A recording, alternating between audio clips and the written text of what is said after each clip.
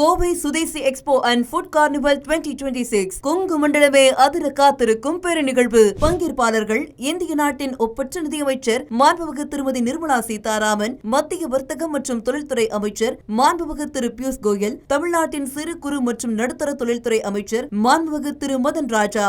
இது மட்டுமின்றி வர்த்தகம், கலாச்சாரம், உணவு ஆகியவற்றின் ஒட்டுமொத்த சங்கமம். நாள் ஆகஸ்ட் 8, 9, 10. இடம் கோவை ரத்தினம் கிராண்ட்ஸ் ஹால், பொள்ளாச்சி சாலை, கோயம்புத்தூர். அனைவரும் வாரீர். அனுமதி இலவசம். மக்கள் மேடை அமைப்புக்கு நடிகர் ரஜினிகாந்தின் 100 விழுக்காடு ஆதரவும் ஆசீர்வாதமும் இருப்பதாக லதா ரஜினிகாந்த் தெரிவித்துள்ளார்.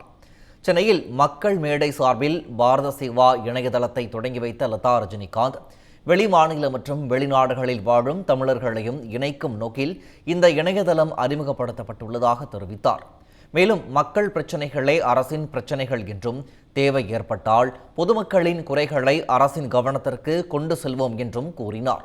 ரஜினிகாந்தின் 100 விழுக்காடு ஆதரவும் ஆசீர்வாதமும் இந்த அமைப்புக்கு இருப்பதாக தெரிவித்த அவர், காவிரி இணைப்பு திட்டம் நடைமுறைக்கு வரும் நேரத்தில் 2002ஆம் ஆண்டு ரஜினிகாந்த் அளித்த 1 கோடி ரூபாய் நன்கொடை வாக்குறுதியை கண்டிப்பாக நிறைவேற்றுவார் என்றும் உறுதி தெரிவித்தார்.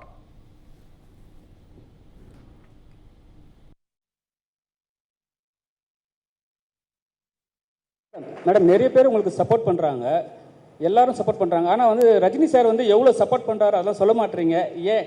அது நான் பப்ளிக்காக எப்படிங்க சொல்ல முடியும்? இல்லை மேடம், என்னன்னா வீட்டில் இருக்கிறவங்க ஆம்பளைங்க அவ்வளோ சப்போர்ட் பண்ணாதான் நம்ம பெண்கள் மேலே வராங்க. உங்கள் வீட்டில் உங்கள் ஒய்ஃப் உங்களுக்கு எவ்வளோ சப்போர்ட் பண்ணுறாங்க, உங்கள் பிரதர் எவ்வளோ சப்போர்ட் பண்ணுறாங்க எனக்கு தெரியாதுல்ல சார். அதனால் அதே மாதிரி எங்கள் வீட்டில் இருக்கிற support is a private issue. அது ஒரு ஃபேமிலி இஷ்யூங்க, அது ஃபேமிலி பாண்டிங்கில் வரும். அதை நான் 100% அவரோட சப்போர்ட், அவருக்கு வணக்கம் சொல்லி தான் நான் ஆரம்பிக்கிறேன். மேம், இந்த வெப்சைட் ஒரு சோஷியல் வெப்சைட்ஸாக மட்டும் செயல்படுமா, இல்லை மக்களோட பிரச்சனையை அரசாங்கத்தோட கவனத்துக்கு கொண்டு போகிற இயக்கமாக செயல்படுமா? இல்லைங்க, இது ரெண்டுக்கும் டிஃப்ரென்ஸ் கிடையாது. பிகாஸ் மக்களோட பிரச்சனை தான் அரசாங்கத்தோட பிரச்சனை. அந்த மக்கள் பிரச்சனையை நாங்கள்லாம் சேர்ந்து எப்படி பார்க்கணும்னு எங்கள் வரைக்கும் பார்க்குறோம். அதுக்கு அரசாங்கத்துக்கு கொண்டு போய் சேர்க்குற நிலைமை வந்தால் அங்கே போகும். மேடம்